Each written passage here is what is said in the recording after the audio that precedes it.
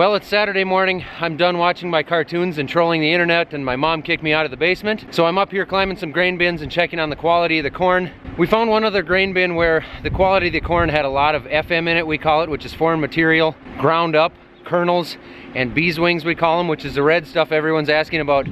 Here you can see it on the top of the dryer. The sun's over there. So we've got one bin that has a pretty low quality corn in the center of it. We're gonna pull that out of there, get that center free and open and clean, and blend some of that stuff off. This bin here that I'm on top of right now looks to be pretty clean stuff. I'm gonna climb in there, walk around, just make sure that what I think I'm seeing is exactly what it is. Things look pretty good in here. Everything's flowing. It's peaked down because we cored the center of it.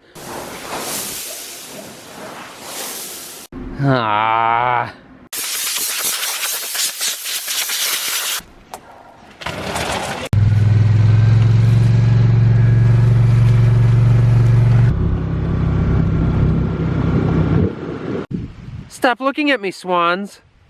Well, I'm out here looking at some of the corn, kind of checking the fields. It's muddy. I think we could get around on it, but it's definitely muddy. The bigger issue is the moisture in the corn. What's happening in the grain bins is that this corn has so much moisture in it, it's almost mushy. The kernels are really, really soft, so by the time we thresh them through the machine, run them out the auger and into the leg through a couple more augers and through the bin and through the dryer and through the air system, it mushes it all up, and then by the time it dries, it turns into a powder, and it won't keep in the bin well because it can't get the air through it. And so you can have problems in the bin with that stuff rotting and heating up. When you take that stuff to town or to your end user, wherever you sell it to, they're gonna dock you for it. The ethanol plant doesn't even want it because they don't want it in their bins in case they have to store it for any period of time. So we're blending that off right now, putting it in some different bins and blending it off so that it'll mix with good corn and it isn't gonna be a problem. We had enough rainy days that this corn actually picked up some moisture. Now we're up to like 30% moisture on a lot of this stuff. So we're trying to figure out exactly what we're gonna do here. This is one of the things I really love Field View for. This is a scouting map from September 26th. You can see the dot is right where I'm sitting, and the stuff north of me there was all a later maturity. It got planted later, versus the stuff to the south of me was all brown. It's a little tough to see. But you can see we found that on the combine. This stuff over here was planted 10 days later and is a later maturity corn. This stuff was all dry. And so we found that with the combine and we quit because this stuff just wasn't ready to go. You know, if you tear the ground up too bad in the fall, you wreck it for next year too, because you get that compaction, you kill the microbes in the soil, and you end up with a poor crop next year if you wreck it this fall. But at some point we have to get out there and we have to get our investment back to get what we can from the crop that we've invested into. That's where we are. We're not sure what to do right now.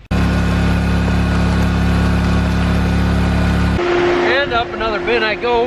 We've transferred some corn now. So I'm gonna head up here, see what we got. Oh, if nothing else, it's pretty.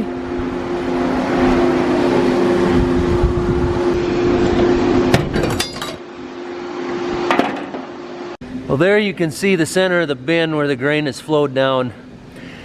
The whiter or lighter colored stuff is the poor quality corn that's been ground up. That's what we can't leave sit there like that or we're gonna have problems. For now, we're just gonna continue transferring out of that bin, move a little bit more. Hopefully it'll clean up soon here.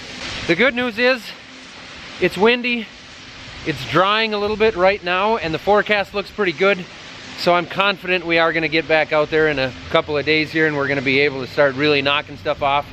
Unless the forecast changes, I think we're gonna hammer out a lot of crops in the next 10 days. I got a couple other odds and ends that I'll probably do here while we wait to decide exactly what our plan is gonna be. May as well clean up some of this crud that piles up underneath the dryer, because this is gonna need to be shoveled up at some point anyway. Oh, that feels heavy. Now that is some high moisture deer feed right there.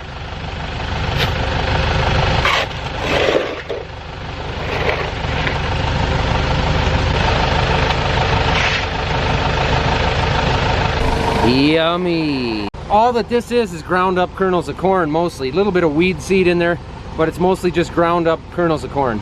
We don't have an open field to dump it in unless we want to drive around in the mud at the end of the driveway, which I don't want to do. So I'm just going to dump it on the edge here. It's all just decaying plant material. There's nothing in it that's going to do any damage to the soil.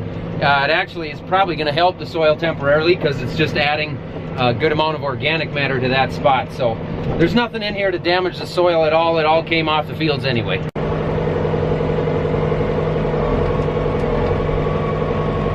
Sure seemed like it took an awful lot more work than that to put it in the bucket.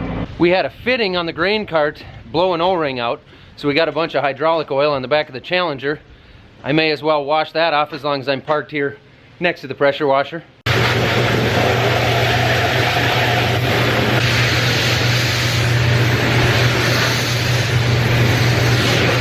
Much better. And back up the grain bin again.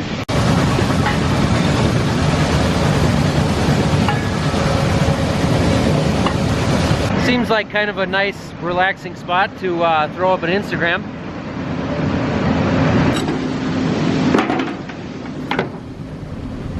Hey, it looks nice and clean down there. I am now a much happier man. We should go harvesting. Don't look down.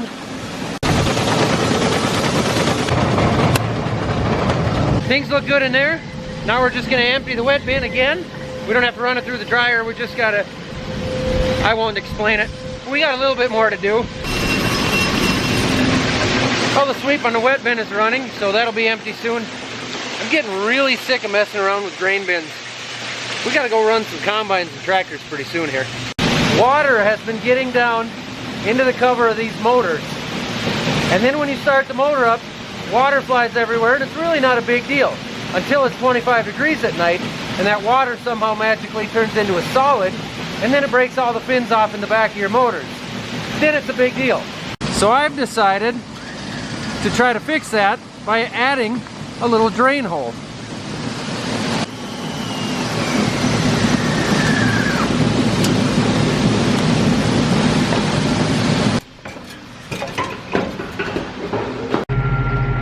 No, I'm not going spraying. I just want to make room in the shed to bring the combine in here.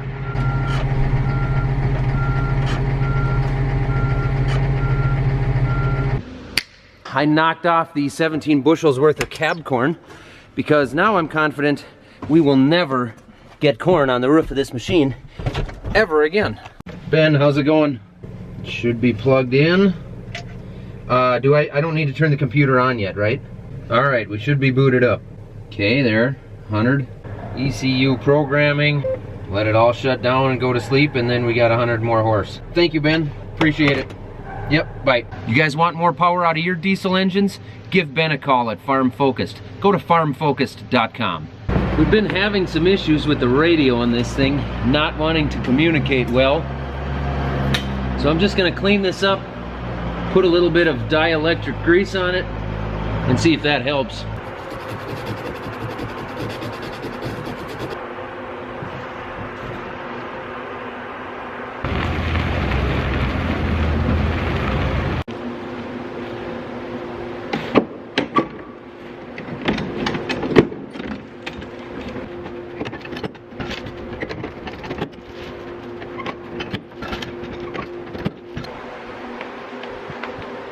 If you guys have been watching my other harvest videos, you know that we've had some issues with the deck plates coming loose on this header and not doing a good job of popping the cobs off without spreading kernels all over the ground. So I'm just gonna go through this thing and tighten up all the deck plates to make sure they're good, because we've had 2 of them come loose now.